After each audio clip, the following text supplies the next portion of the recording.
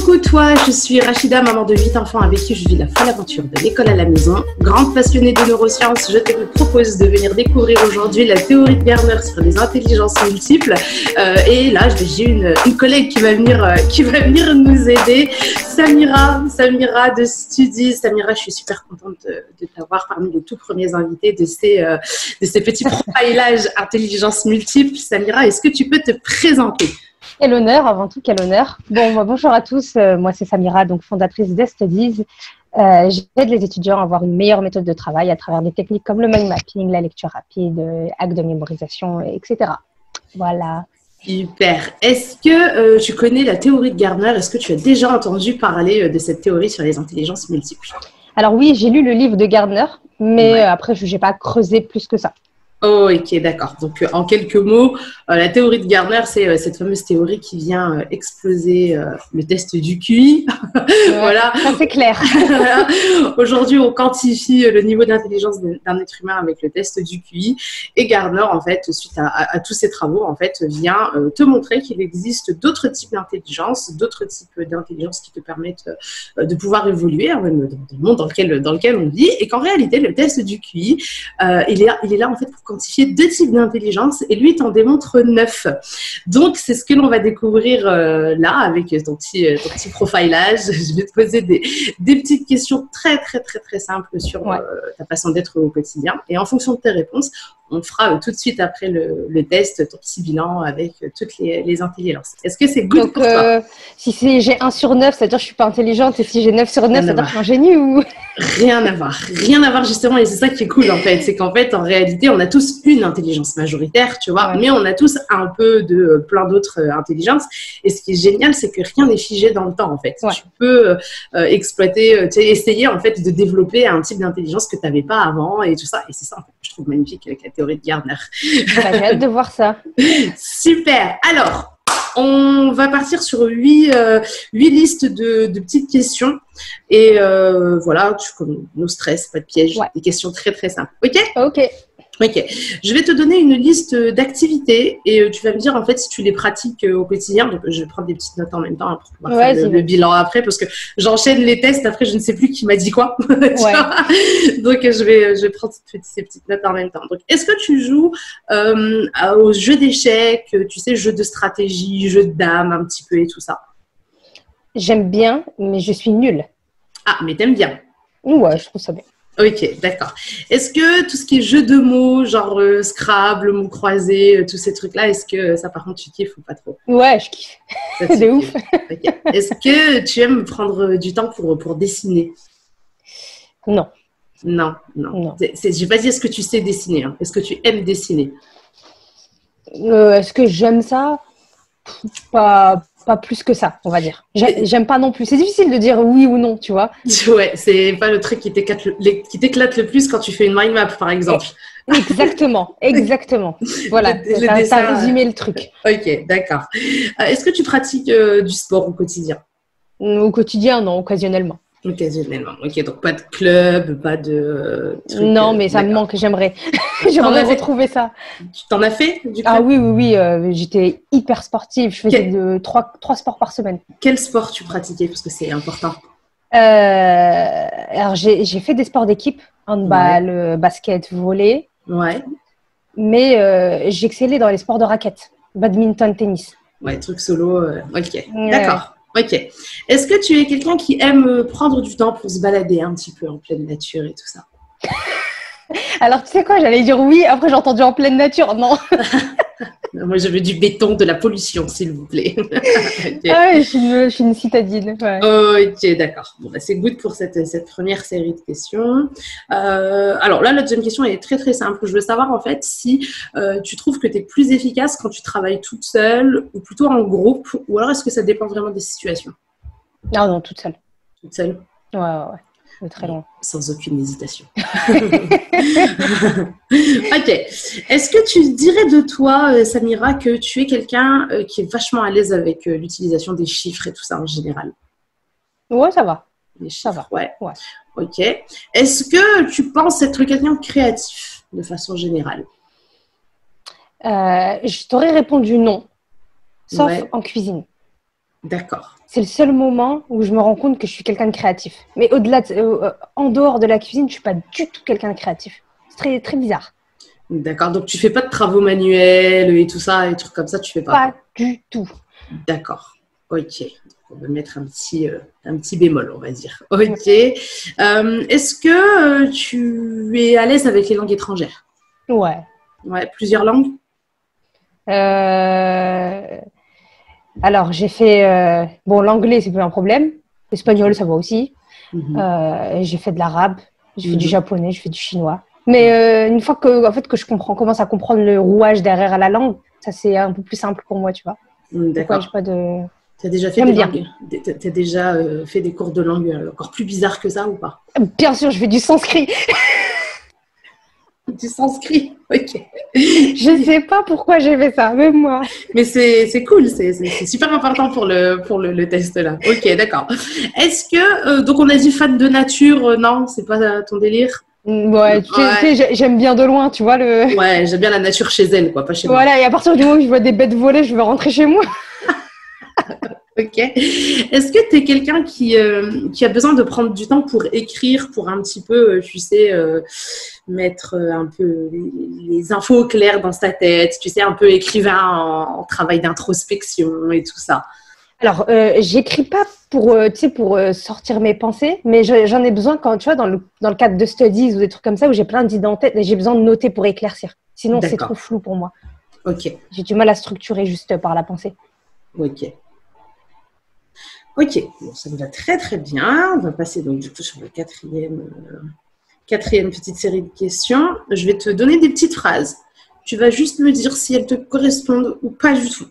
Ok. C'est aussi simple que ça. Il peut y avoir un bémol, hein, c'est pas tout blanc ou tout noir. Hein. Ok.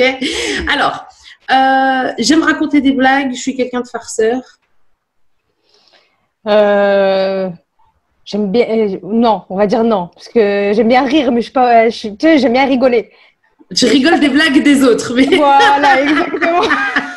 Je suis un très bon public. t'as très bon public. Ok, d'accord. Est-ce que tu es quelqu'un qui a besoin de tenir son environnement en ordre, chaque chose à sa place, ordinateur toujours grave bien rangé, chez toi c'est une vitrine de Tu me chez... manques. Voilà, ok. Chez toi, c'est un peu vitrine d'Ikea. Il y a tout là, il n'y a rien qui dépasse et tout ça. Ouais, mais tu sais, je dirais pas que je suis une maniaque. Tu vois, j'aime bien les choses propres, bien rangées. Mais par Ouais. exemple, s'il y a un peu de.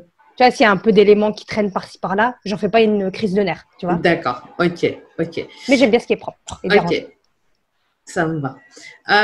Est-ce que tu es quelqu'un de tactile avec tes proches? C'est-à-dire que quand tu leur parles, est-ce que tu ressens le besoin de les toucher? Est-ce que tu es quelqu'un de tactile tout court? Ouais. Ouais, je confirme. C'est ce que j'allais dire. Et comme, alors, Rachida, confiant, non? Oui, parce qu'on est grandes copines quand même, on peut le dire. Ouais, Ce ne sera pas un grand secret pour YouTube je te pendant jure. très longtemps. Ok. Est-ce que tu dirais de toi que tu es quelqu'un qui réagit fortement aux opinions controversées? Hum, fortement. Fut un temps, oui, ça commence à se calmer avec le temps, La on va dire. sagesse de l'âge? Ouais, exactement, exactement. Ok, d'accord. Est-ce que tu es quelqu'un qui offre spontanément de l'aide à tes proches, tes Ouais. amis, tout ça? Ouais. Est-ce que tu penses être quelqu'un qui a du mal à se concentrer quand il y a du bruit autour, tu sais, la télé, la radio, les petits bruits parasites comme ça? Ouais. Ouais, ouais. Ça t'empêche de te concentrer. Ok. Ouais. Est-ce que tu es quelqu'un qui trouve facilement les failles dans les raisonnements des gens ou est-ce que tu es plutôt du genre j'ai besoin de réfléchir pour me rendre compte qu'il y a un truc qui tourne pas rond? J'ai besoin de réfléchir. J'ai besoin de réfléchir. C'est la personne te disant après ah ouais c'est pour Voilà, ça il nous avait dit nanana. exactement. Tu sais, quand tu te lèves au milieu de la nuit, genre, mais c'était donc ça. Voilà, ça, c'est moi. D'accord. Est-ce que tu penses être quelqu'un d'introverti, d'extraverti ou ni l'un ni l'autre en réalité? Je suis plus extravertie qu'introvertie, ça c'est sûr. Ouais. Mais il te faut quand même, il faut que tu sois à l'aise, que tu aies pris tes repères et tout ça pour que ça sorte. C'est ça? Exactement, exactement. Super. Ok. On va parler de Samira quand elle était à l'école. Un petit voyage dans le temps. Quand tu étais à l'école, est-ce que tu aimais un petit peu, tu sais, cours d'SVT, études de la nature, machin et tout ça? Non, Non. je comprenais pas. Ok. Est-ce que tu aimais l'art plastique? Tu manipuler les matières, créer des choses et tout ça? Non, c'était pas ma matière préférée. C'est pas ton délire. Ok. Avec les camarades de classe, la récréation et tout ça, ça va, c'était cool? Ouais, ça va, ça va. Ouais, ça va. T'avais des potes quand même, t'étais pas... J'avais des amis, j'étais pas battue par mes camarades. Super. Les maths. Comment ça s'est passé les maths pendant ta scolarité? Bien, de manière générale. Arrivant en S, on a compris ce qu'étaient réellement les maths quand on est rentré en première S. Et là, exactement. Mais au final, j'ai réussi à m'en sortir malgré tout. Ouais. Mais je dis toujours que c'est arrivé en première S en fait qu'on découvre ce que sont réellement les maths. Tout ce qu'on fait avant, franchement. De ouf. Super. Est-ce que tu étais quelqu'un qui lisait beaucoup, tu sais, qui pouvait se perdre comme ça dans les mots facilement, prendre plaisir à la lecture et tout ça? Oh oui, à fond. Tu sais, quand t'es ado, les nuits blanches, tu tentes des petites nuits blanches à finir le dernier Harry Potter ou les trucs comme ça, tu peux pas le lâcher. Moi, je dirais pas Harry Potter, parce que du haut de mes 37 ans, quand les Harry Potter sont sortis, voilà, on va dire. En fait, j'ai pas accroché tout de suite. Quand j'ai accroché, je pense que j'étais déjà maman, je crois, quand j'ai commencé à m'intéresser au truc, tu vois. Ok. Et la poésie. Comment ça se passait avec la poésie? Est-ce que tu étais quelqu'un qui était sensible à la mélodie des mots et tout ça ou non, pas trop ton délire? Complètement insensible. Pas trop ton délire. Ouais, voilà. Ok, d'accord. Écrire. Est-ce que tu étais quelqu'un qui aimait écrire ou qui avait du mal à tout ce qui était rédaction et tout ça? Non, j'avais aucun mal. Ouais, ça se passait très bien. C'est cohérent. C'est très cohérent tout ce que tu me dis. Ah, ok. Oui. Même moi, j'ai la différence quand je parle, tu vois. Ok, donc pareil, là, on va repartir sur une liste de phrases. C'est l'avant-dernière liste de phrases avant qu'on fasse ton bilan. Et pareil, tu vas me dire à chaque fois si... donc là, on revient sur la Samira d'aujourd'hui. Voilà, et tu vas me dire si tu penses que ça te correspond ou pas. Tu es quelqu'un qui a la fibre de la communication. Ouais, je pense. Un bon sens de l'orientation? Ouais, maintenant oui. Ouais, ok. Est-ce que tu dirais de toi que tu es quelqu'un proche de ton environnement, tu es sensible à l'écologie, machin et tout ça? Alors, je trie mes déchets, je sais pas si c'est suffisant. En même temps, si tu le fais pas, tu peux avoir une amende, donc bon. Mais j'ai pas d'animaux à la maison, j'ai pas de plantes. Voilà. Avec moi, les plantes, elles meurent. Moi, j'ai une orchidée, franchement, elle va pas venir là pour. Mais on s'entend sur ça. On s'entend. On veut pas tuer les plantes. Non, voilà. Les plantes, c'est dehors, ça vit et tout. Pas chez moi. Quand on m'offre des fleurs, je suis un peu triste pour la fleur, tu vois. Elle va mourir. Les fleurs, c'est pas un souci, parce que les fleurs, c'est fait pour être fanées, elles ont été coupées, donc tu vas en profiter une semaine, voilà. Mais une plante, moi, c'est une responsabilité trop grande. Grave. Ok, donc on a dit travaux manuels, c'est pas trop ton truc? Non. C'est ça.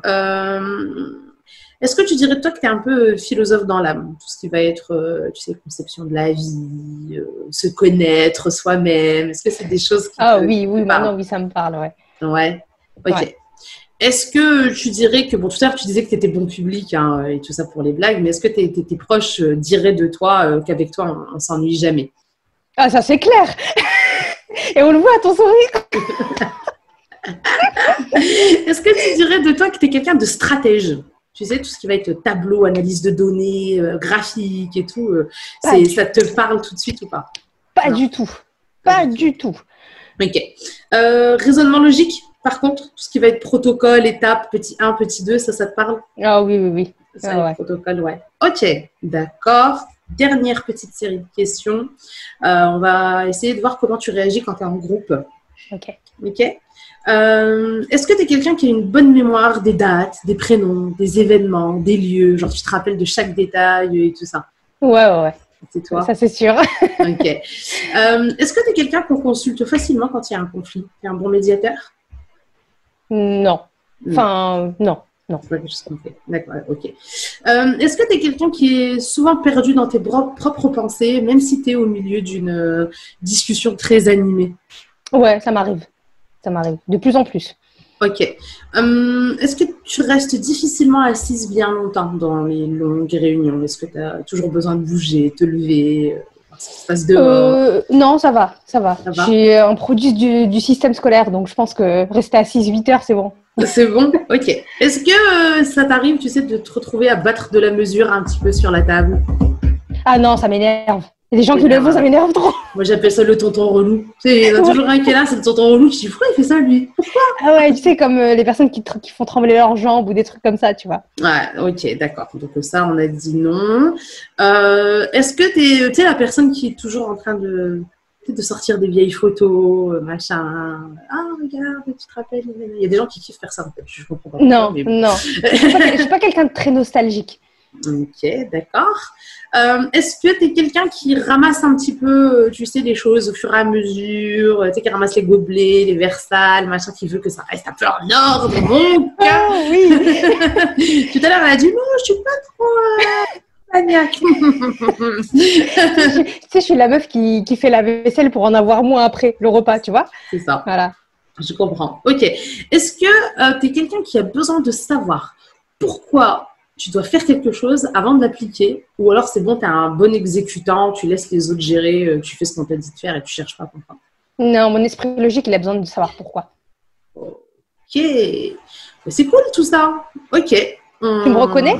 Ouais, oui, oui, c'est très, très cohérent. Très, très, très, très Et là, cohérent. je la connais vraiment bien, cette vie. Mais en fait, tu sais, le truc, c'est que maintenant, même les personnes que je connais pas de ouf, enfin, qui font pas partie de mon cercle d'amis ou du cercle proche et tout ça, il suffit que je les vois quelques fois, que voilà, si je sais ce qu'ils font dans la vie et compagnie et tout, j'arrive très, très rapidement, en fait, à déceler les profils et tout ça. Mais bon, après, comme je dis, ça fait plus de 5 ans que les intelligences multiples sont rentrées dans ma vie, donc maintenant, ça va, c'est la routine. Ouais. Super. Donc, on va reprendre chaque intelligence une par une maintenant, et on va voir, en fait, où tu te places. Est-ce que tu es ready pour ça? Allez, vas-y, je suis prête. Ok. Donc, la première intelligence, c'est la logico-mathématique. Donc, ça fait partie des 2 types d'intelligence qui sont comment dire, qui sont quantifiés avec le test du QI. Donc, l'intelligence logico-mathématique, chez toi, c'est là. Hein, voilà, les avec les chiffres, les protocoles, les raisonnements logiques, et tout ça. Par contre, alors, tu vois, ce qui est marrant, c'est qu'en général, les personnes logico-mathématiques sont très stratèges. Tu vois, tableau, graphique, données et tout ça, c'est quelque chose qui se fait facilement en fait chez eux. Donc je pense que si tu faisais si tu es fort aussi, il y avait en tout cas quelque chose qui faisait que c'était un intérêt pour toi. Tu vois, si tu as l'intérêt pour la chose, à mon avis, ça se passerait relativement Ah, sûrement, sûrement. Mais tu vois, je m'en suis rendu compte quand j'ai vu que j'étais nulle aux échecs. Tu vois, je suis pas capable de prévoir des coups d'avance. Et quand il faut analyser des données dans des tableaux, je suis vite perdue en fait. Ouais. Mais sûrement qu'avec un peu de travail. Ouais, il y a moyen. Parce que c'est cohérent avec le fait que tu dises que tu vois, les failles dans les raisonnements des gens, pas trop. Alors qu'en général, en fait, tu vois, c'est ça. C'est que j'ai l'impression que toi, sur le logico-mathématique, bah, toi, le côté mathématique, ça va, mais le logico. Voilà, tu vois, alors qu'en réalité l'un va avec l'autre, tu vois, il n'y a aucune raison, mais vraiment aucune raison que tu sois à l'aise avec le côté mathématique sans le côté logique, parce que l'un va avec l'autre. Les maths, c'est de la logique pure, tu vois. Donc si tu n'es pas quelqu'un de logique, tu ne serais pas à l'aise avec les maths, c'est faux, tu vois. Donc tu as quand même cette fibre logique qui est là. Bon, après, ça c'est un peu de travail sur soi. Ouais. Ok, okay. D'accord. Okay. Ah, ça, c'est une bonne nouvelle. En tout cas, c'est une très bonne nouvelle. Je peux être quelqu'un de logique. Ouh, ouais, je battrai peut-être mon mari aux échecs un jour. Après des mois d'entraînement, bien évidemment. Lui, il n'est pas arrivé au niveau où il est comme ça du jour au lendemain, tu vois. C'est clair, c'est clair. Pareil, avec un peu d'entraînement, il y a moyen. Il y a des applications, je te donnerai des noms. Merci. Ok.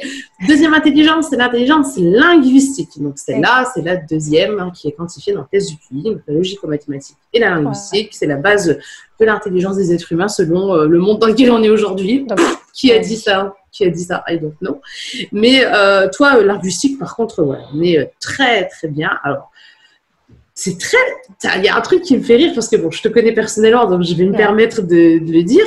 C'est que pour une personne linguistique, parce que tu vois, tu es à l'aise avec les langues étrangères, tu es dans la communication, tu es à l'aise, tu retiens les prénoms, machin et tout ça. Donc, tu vois, tu es à l'aise avec ça.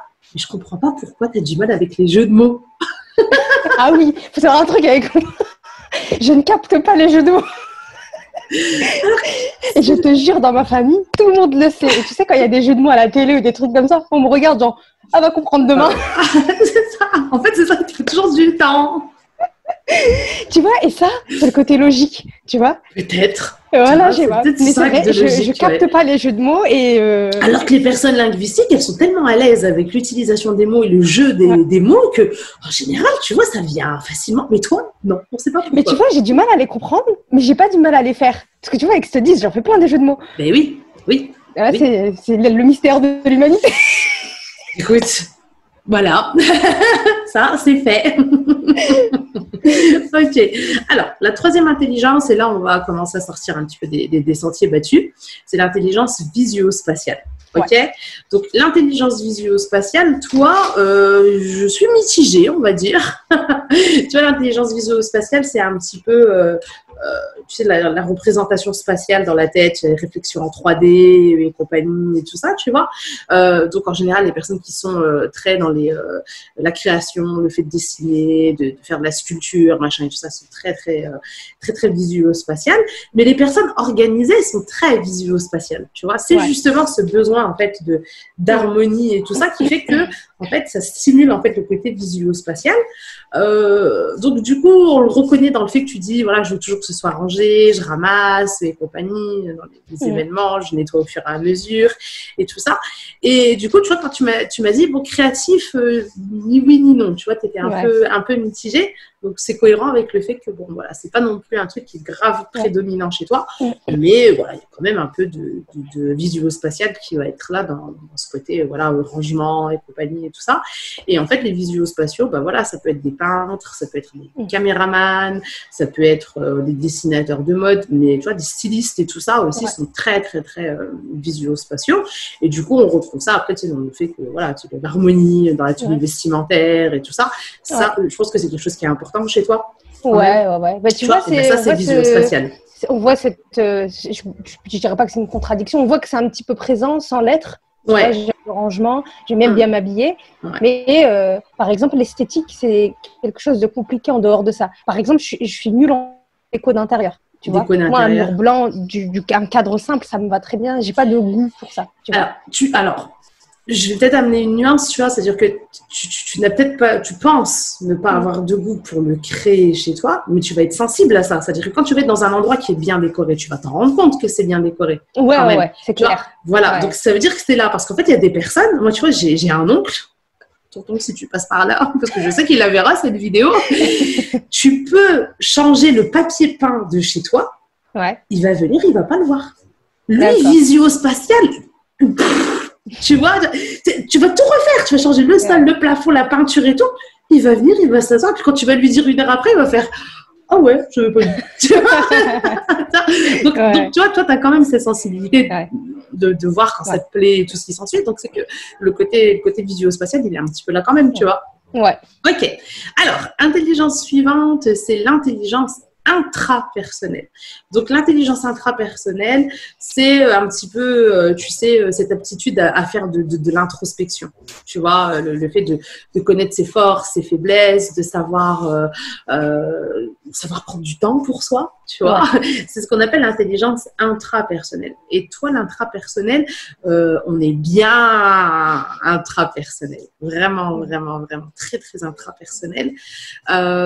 Tu sais, le fait d'avoir besoin de prendre du temps pour écrire, pour un peu mettre les choses, voilà.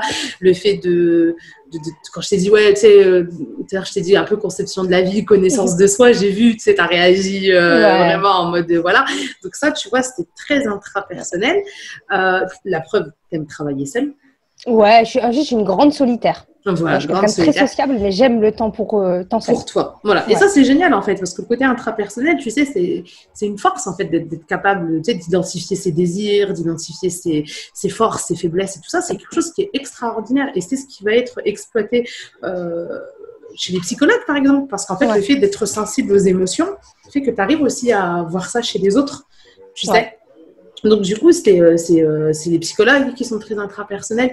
Les sportifs de haut niveau sont très, très intrapersonnels parce qu'ils ont cette aptitude à connaître leurs forces, à savoir, tu sais, les dépasser, même justement, les choses qui pensaient être des limites, ils arrivent à les dépasser et tout ça. Donc, l'intelligence intrapersonnelle, c'est vraiment quelque chose, en fait, qui est top et qui, je trouve, est malheureusement mal vu en fait dans le monde dans lequel on est, tu vois. Les gens intrapersonnels, ils ont plutôt l'impression de voir des gens associables, des ermites et compagnie et tout, alors que c'est juste des gens qui ont besoin de se ressourcer en fait seuls pour justement après pouvoir être au top en fait quand ils sont avec les gens, tu vois. Et chez les enfants, voilà, faut accepter en fait qu'un gamin, il a besoin des fois, il veut pas spécialement jouer avec tout le monde tout le temps. Parfois, il préfère jouer tout seul avec son coin et il n'a pas de problème. Il est juste très à l'aise avec son intelligence intrapersonnelle, quoi, tu vois. Est-ce que les grands chefs d'entreprise, c'est aussi des grands intrapersonnels, dans le sens où, par exemple, ils vont remettre en cause leurs idées, tu vois. Ouais, si, ils sont très intrapersonnels. Tu sais, les scientifiques aussi sont très intrapersonnels, parce que dans leur tête, ça se passe à 1000 à l'heure, tu vois. Quand ils sont sur leur bureau en train de bosser, ils sont dans ce travail à l'intérieur d'essayer d'anticiper les choses et compagnie et tout ça. Donc, en fait, il y a beaucoup de facettes de la vie qui fait que, voilà, l'intrapersonnel, on le retrouve chez les artistes, les comédiens. Les comédiens sont très intrapersonnels parce que, je sais pas si on se rend compte, en fait, de ça. C'est un acteur... il est censé être dans la peau de quelqu'un d'autre. C'est un travail intrapersonnel de malade, quoi, de savoir, tu sais, éteindre ce que l'on est et de faire semblant d'être autre chose. C'est ouf. Donc ça, c'est une connaissance et une maîtrise de l'intelligence intrapersonnelle par excellence, tu vois. Voilà. Donc, l'intelligence interpersonnelle, donc la suivante, parfois certains les mettent en opposition, alors que pas du tout. Elles sont complémentaires et on peut être intra et interpersonnel sans problème. Là, c'est plutôt justement le côté social, le fait d'être à l'aise avec les groupes. Ce sont des personnes qui vont facilement se faire des amis, des personnes qui savent gérer, tu sais, le travail de cohésion, tout ce qui va être coopération, empathie et tout. Pour eux, c'est à l'aise.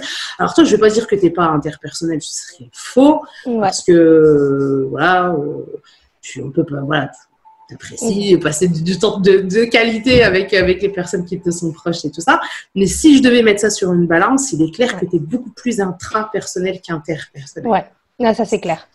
L'interpersonnel, je sais que ça me demande plus d'énergie, tu vois. Donc ça veut dire que quand je veux passer du temps avec les gens, même que j'apprécie, au bout d'un moment, il va falloir beaucoup de temps seul pour compenser, tu vois, l'énergie que ça a demandé. C'est ça. Écoute, pour ceux qui vont regarder la vidéo, vous allez vous rendre compte en fait que cette phrase-là, quasiment tous les intrapersonnels la disent. J'ai enregistré d'autres interviews, d'autres profilages comme ça, et les personnes qui sont fait profiler et qui sont intrapersonnelles m'ont toutes dit, ça me demande de l'énergie que de côtoyer. Je le fais, mais ça se fait pas naturellement, c'est un effort, tu vois. Donc voilà. Bon, après, les grands leaders, les personnes qui sont les organisateurs et tout ça sont très, très interpersonnels. Et voilà, c'est cool de se dire, bon, voilà, ça aide à être à l'écoute des idées des autres et tout ce qui s'ensuit. OK? OK. Alors, maintenant, visio-spatial. On a vu la visio-spatiale. Ouais, interpersonnel, intrapersonnel. Oh, la naturaliste. Oh, l'intelligence naturaliste. Je sens que ça va être drôle cette partie. Oh, alors, la naturaliste est 0 pointé. Attrapage. Même pas, vous redoublez. Non. Recalé. Recalé à l'entrée directe. Votre dossier est rejeté. Ah ouais, qui êtes-vous? Mais naturaliste, c'est un truc de fou parce que j'ai rien de tout ce que j'ai essayé de...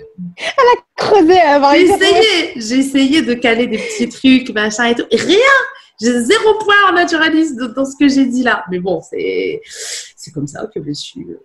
voilà. Ouais, je me console en me disant, j'aime bien cuisiner, tu vois. C'est ça. Voilà. C'est ce que j'allais dire. Bien manipuler les légumes, les fruits. C'est ça, c'est ce que j'allais dire. Le fait de cuisiner, c'est quand même un peu naturaliste quand même. Donc voilà, c'est déjà ça. On va mettre 0,5. Si on voit les limites quand par exemple, tu sais, il y a des gens, ils achètent des plantes de menthe, de basilic. Même ça, j'arrive pas à en prendre soin, tu vois. Je les achète en feuilles directes parce que sinon, je sais que ça va crever. Bon, au moins, tu te soignes, tu essaies, tu cuisines et tout. Donc, Voilà. comme quoi, tu vois, c'est pas figé dans le temps, comme je l'ai dit. On peut évoluer et tout ça. Donc, ça, c'est cool. C'est cool, c'est cool. Ok, bon, bah, écoute, tu seras pas zoologiste, océanographe. Même si j'admire ces gens, tu vois, je les regarde, je me dis, waouh, c'est extraordinaire ce qu'ils font. Mais je sais que je ne pourrais pas le faire. Mais tu sais, après, c'est pas une question de, tu sais, de genre amour des animaux. Par exemple, regarde, je sais que ça peut choquer, surtout s'il y a des véganes qui passent par là et tout ça, mais les chasseurs sont naturalistes. Ah ouais, tu vas choquer beaucoup de gens quand tu... Non mais, ouais, non mais, ils sont naturalistes, pourquoi? Parce qu'en fait, ils ont une connaissance de la nature qui est elle est extrême, c'est-à-dire qu'ils vont voir des traces de pattes d'animaux, ils savent qu'il y a un cerf qui est passé par là, et que le cerf, il n'aime pas tel type d'environnement, donc il faut plus aller là-bas si on veut le choper. Donc en fait, c'est une connaissance de la nature quand même, tu vois. Donc les chasseurs sont naturalistes dans la connaissance, en fait, des animaux, de la classification des minéraux, des végétaux, machin, et tout ce qui s'en suit. Donc tu vois, c'est très vaste, en fait, l'intelligence naturaliste. C'est pas, je kiffe les chats, je suis bénévole à la SPA, quoi, tu vois. C'est vraiment la connaissance de la nature. C'est pas l'amour, machin, non, c'est la connaissance, en fait, de tout ce qui va être autour de la nature, tu vois. Ouais. Voilà, donc j'espère n'avoir perdu personne en route avec cette histoire de chasseur. Hein. et là, alors, l'avant-dernière, c'est l'intelligence musicale. Ouais. L'intelligence musicale.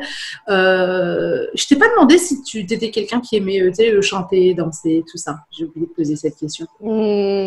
Non. Non, donc c'est cohérent. Pas très musical, Samira. Non. Mais très bien, c'est marrant parce que même la musique en elle-même, tu vois, je vais apprécier, mais ça va vite me gaver. Ouais. Tu vois, au bout d'un moment, il me faudra 2 fois plus de silence pour compenser. Ouais, donc pas très rythmique, pas très musical, pas très, voilà, tout ce qu'on avait dit, poésie, machin et tout ça. Non, pas trop ton délire, tu vois. Écoute, on peut survivre sans être musical. Il y a pas je suis la preuve vivante. Et on peut très bien s'en sortir sans aucun problème. Ouais. Voilà. Et la toute dernière intelligence, moi je la... Comment dire, elle rentre pas en fait dans le profilage en fait que je fais parce qu'en fait je pars du principe qu'elle est propre à chacun et que c'est à chacun en fait de s'auto-évaluer. Et cette dernière intelligence, c'est l'intelligence existentielle. Donc Gardner en fait a au début parlé de 8 intelligences et est ensuite arrivé avec une 9e. Et par cette intelligence en fait il dit que c'est la capacité en fait qu'ont certains êtres humains de voir dans leur quotidien, dans le monde qui les entoure, les signes en fait qui prouvent qu'il y aurait une puissance en fait qui dépasserait l'entendement de l'être humain, qui serait au-dessus des capacités humaines. Et c'est cette fameuse 9e intelligence, l'intelligence existentielle. Et bon, ça après je laisse chacun savoir là où il se trouve par rapport à ça. Je suis personne pour juger ça. Et donc voilà ce que sont les 9 intelligences. Samira, est-ce que tu as trouvé ça cohérent par rapport à ce que tu es et tout ça? Oh, complètement. C'est marrant parce que, tu sais, les petites...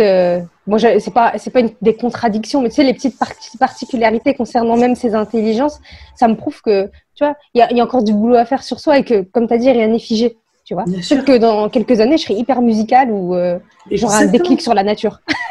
Peut-être. Samira va aller vivre dans une, je sais pas moi, une roulotte au milieu une yourte même carrément, tu vois. Une guitare faite avec le bois qu'il y a autour. Voilà, qui sait. J'ai pas envie que ça arrive, mais c'est ton... je viendrai faire un vlog ce jour-là, c'est sûr et certain. Il faut que je voie ça. Il faut. C'est clair. Super. Samira, dis-moi, où est-ce qu'on peut te retrouver? Sur studies.fr, sur Instagram, donc mon Instagram Studies, je poste beaucoup de contenu concernant les techniques d'apprentissage et de mémorisation. Et voilà. Ok, je mettrai les liens de toute façon dans la barre d'infos. Donc si vous voulez retrouver Samira, je vous invite à aller cliquer là-bas et puis vous verrez, elle a toujours le sourire, toujours la patate, des super conseils. Donc si vous avez des ados ou si vous êtes étudiant et que vous avez envie un petit peu d'exploser l'utilisation de votre cerveau, c'est chez Studies qu'il faut aller taper. Voilà, Samira, je te remercie énormément pour ton temps. Je vous souhaite à tous, je ne sais pas, une excellente journée ou soirée, puisque je ne sais pas à quel moment vous verrez cette vidéo, et je vous retrouve très très très bientôt pour un nouveau profilage, un nouvel invité. Et écoutez, on va faire la totale YouTube, tu vois. un petit pouce, Ouais, un petit des pouce, un like, commentaires, subscribe, tout. Si vous voulez ne pas rater les nouvelles interviews, il faut faire tout ça. Allez, à très bientôt. Ciao.